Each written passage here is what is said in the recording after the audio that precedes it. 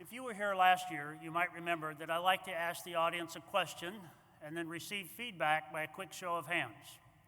Well, as I look out in the audience, I see some of the same people from last year, so I guess I shouldn't ask the same question.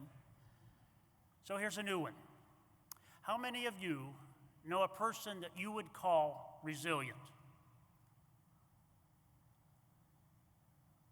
Now, if we each completed a survey of why we felt that the person was resilient, do you think that we'd find common traits that they have through every one of these people?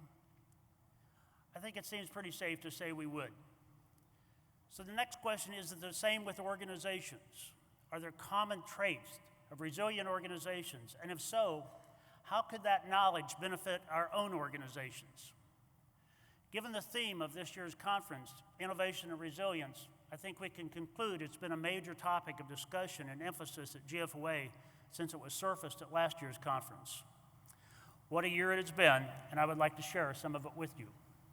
Shortly after the GFOA conference in Minneapolis, 15 GFOA members joined together in a task force to determine the why, the what, and the how of resilience, and determine how it can be implemented in any organization. Under the very capable guidance and support of GFOA staff members, the journey has been enlightening and it has been very productive. The skill, energy, knowledge, and willingness to improve our profession made this absolutely one of the best teams I've ever served on. The core concept that rose to the top for organizations were that resilient governments accept uncertainty and change, they learn from past experiences, they evolve, and they come back from misfortunes better than they ever were before. From mistakes that I've made in my own career, I've learned that if we don't adapt, we don't evolve personally, and the workload and the challenges can become overwhelming.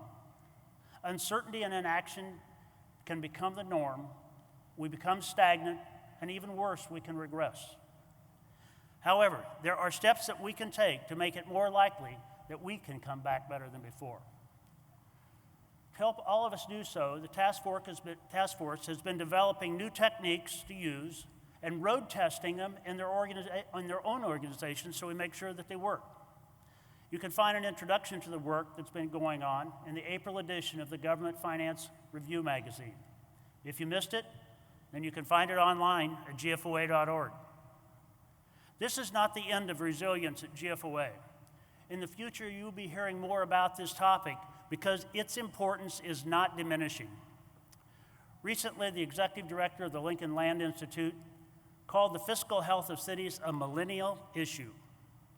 The Rockefeller Foundation's president, Judith Rodin, was named one of the world's 100 most powerful women by Forbes magazine in 2012 and 2013.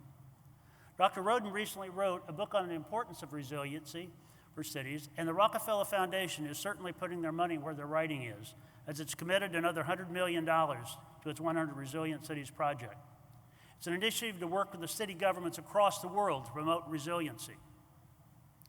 GFOA recently signed an agreement with the Rockefeller Foundation to work together on this project, and it is expected that new resources for all local governments, all levels of governments, will be developed as a part of this agreement. So I don't feel alone in thinking that the concept of resiliency is at the leading edge of how we should do our work as finance officers, today and in tomorrow's world of never-ending change, uncertainty, and physical challenges.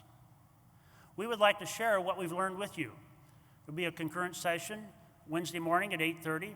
Session will provide you with new insights and lessons learned while using and developing the tools that we've been working with in GFOA. So please come join us at 8:30 on Wednesday morning. There were also many other things going on at GFOA. Among them were some specific topics that will continue to test our own resiliency.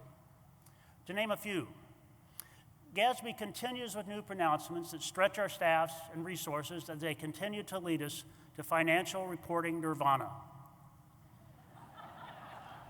The SEC with the new rules for financial advisors and the voluntary municipal continuing disclosure cooperative initiative. Though I must say, voluntary and cooperative were not the terms that I heard used by our peers as I visited your conferences this year.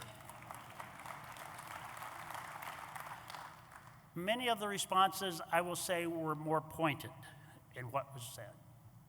Speaking of the SEC, have you read the paper calling Fixing Public Sector Finances, the Accounting and Reporting Lever by Naughton and Spaulding? It was written in March of 2015.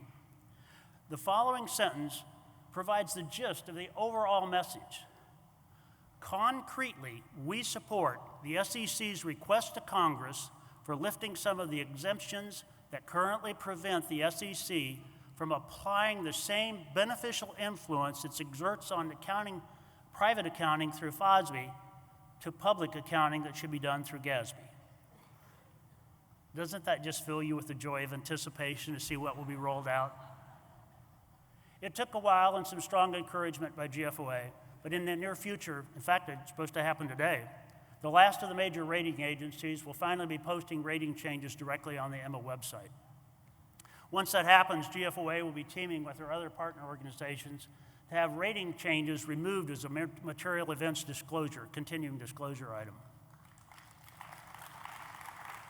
I was very glad to see that too. Leadership at the national level in both the executive and legislative branches have ideas that would interfere with or even eliminate some of the most successful tools that we've had to use with capital needs and economic development. Others continue to promote ideas that would limit or eliminate our tax-exempt debt. GFOA staff tells our story and educates decision makers about the impact these changes will have on the people that we serve. Even so, your own efforts will also be needed. When future requests arrive, asking for your help, please be willing to do so. It does have an impact. GFOA uses multiple ways to keep us informed and professionally ready. A few of them are the newsletters, the website, various types of training classes, the CPFO program, Advanced Government Finance Institute, and of course our best practices. From what I have learned and observed this past year, it has only reinforced my own thoughts that there is no better organization than GFOA to lead the charge for us. Changing topics, if you were here last year, you may remember that at that time, Colorado was in the first year of budgeting for recreational marijuana. At that time, we were at the point of really saying, we don't know what we don't know. If I were to summarize our experiences in a sentence, it would be something like this. Financially, the grass is not always greener on the other side of the fence. We had times that we had to be innovative and resilient as we worked with these all-cash businesses. It also brought new meaning to the statement when we say, we are a green city. There were times that taking on these new tasks were very challenging, very much so. When this happens, one of my favorite comments to the people that I work with is, let's look at it as another learning opportunity. One of the people that I work with had the best reply I've heard yet. Okay, but why do we have so many opportunities all at once? Speaking of opportunities, as I move closer to finishing my last few hours as president, I want to say thank you to those who have helped make this an absolutely extraordinary year. First, my wife, Becky, and our son, Jordan, who put up with my absences and shared my adventures when I returned home. To those I am fortunate enough to work with in the city of Boulder and who have supported me and taken on more responsibilities while I traveled. Of course, to my friends and peers in Colorado GFOA who have provided me with friendship and support and encouragement this year and for the past 36. To all of the staff at GFOA, Jeff, your skills and talents and leadership certainly shine through as you have built an amazing team of top-notch professionals. To the board members that I have worked with, it has been a privilege and it has been an honor. To our past board members and presidents, thank you for creating the foundation that all of us have had the opportunity to build on. As I traveled states, provinces, and internationally, it was very rewarding to have the opportunity to meet many new people and renew old acquaintances. We come from various backgrounds, we work with different rules based on our federal, state, and provincial laws, and we are always looking to improve ourselves and the people with whom we work. I also found that no matter what country, what language, whatever other way there is to illuminate our differences, there are two traits that outshine all of the rest. The first one has led me to conclude that we're victims of our own success. That is, we solve problems, and we relish the opportunity to do so.